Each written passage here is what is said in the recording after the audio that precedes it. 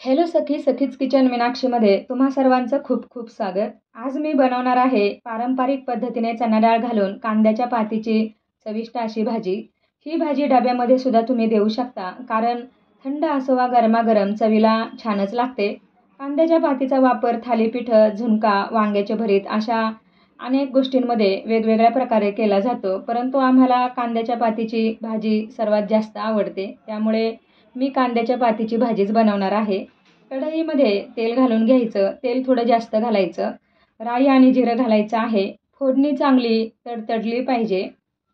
पातीचे कोवळे कांदे बारीक कट करून घेतलेले आहेत, ते घालून घ्यायचे आहेत. त्यामुळे भाजी खूप छान लागते.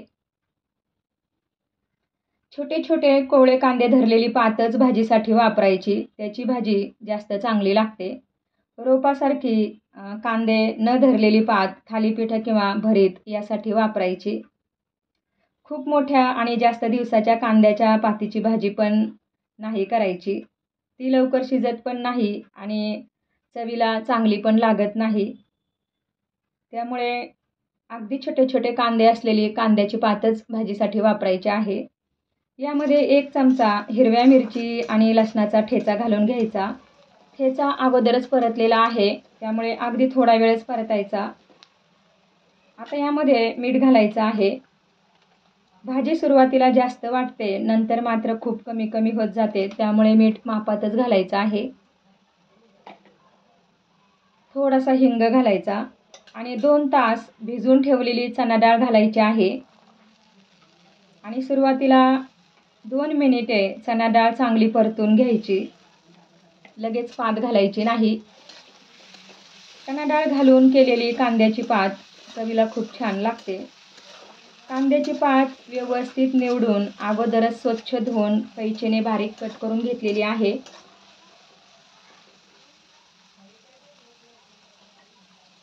डाळ व्यवस्थित परतलेली आहे. आता यामध्ये कांद्याची पात थोडी थोडी घालत व्यवस्थित मिक्स करून घ्यायची आहे. एकदम नाही घालायची, थोडी थोडी घालत मिक्स करायची आहे.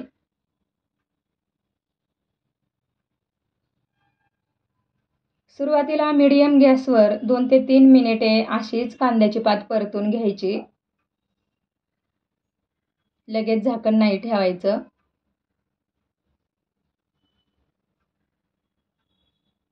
आणि नंतर मंद गॅस करून झाकण ठेवून कांद्याची पात आणि डाळ व्यवस्थित शिजवून घ्यायची आहे.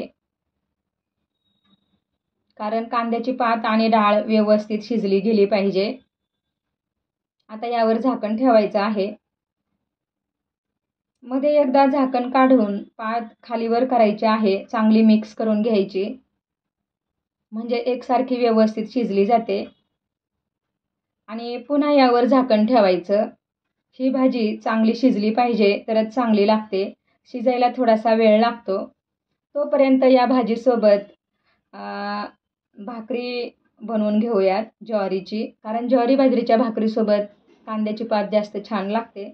इथे मी ज्वारीचं पीठ घेतलेलं आहे आणि यामध्ये थोडं थोडं पाणी घालत पीठ चांगलं मळून घ्यायचं आहे.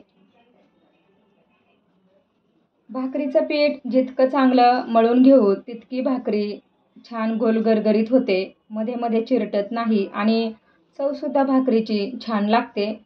त्यामुळे पीठ चांगलं मळणं खूप गरजेचं आहे.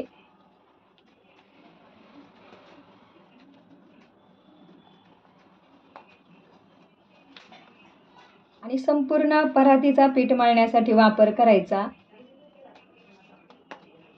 पीठ चांगलं चिकनं झालं पाहिजे, त्याला चिकटपणा आला पाहिजे. पीठ आता व्यवस्थित मळून झालेलं आहे. आणि परात किंवा तव्याच्या आकारानुसार गोळा बनवून घ्यायचा आहे. आणि हातावर सुरुवातीला अशा पद्धतीने आकार देऊन घ्यायचा आणि पिठावर एकसारखी भाकर थापून घ्यायची आहे.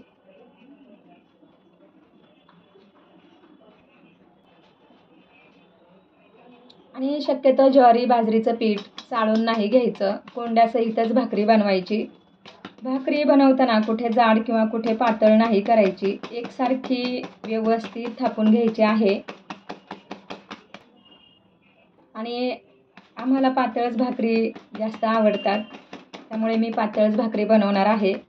गरमागरम खायला पातळच भाकरी चांगल्या वाटतात, परंतु जास्त वेळासाठी जर भाकरी बनवून ठेवायच्या असतील तर थोड्याशा जास्त जाड ठेवायच्या.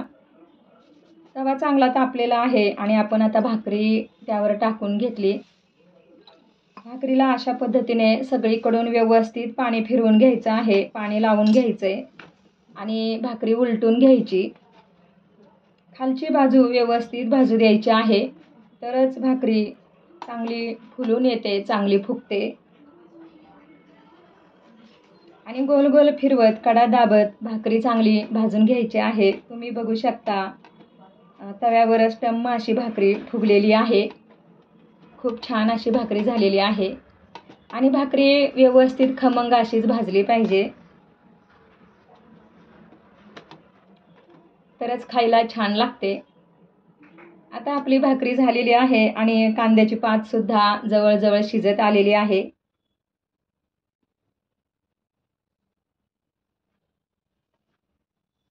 कांद्याची पात आणि डाळ व्यवस्थित शिजली आहे. आता झाकण न ठेवता 2 मिनिटे अशीच भाजी परतायची. यामध्ये कच्च्या शेंगदाण्याचा भरडसर कूट घालून घेतलेला आहे.